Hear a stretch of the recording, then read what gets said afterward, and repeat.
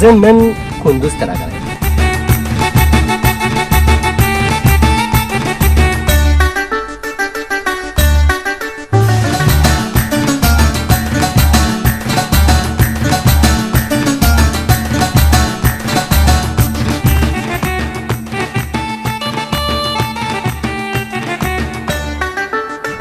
دشت یاګان هغه مشهوره ځای دی چې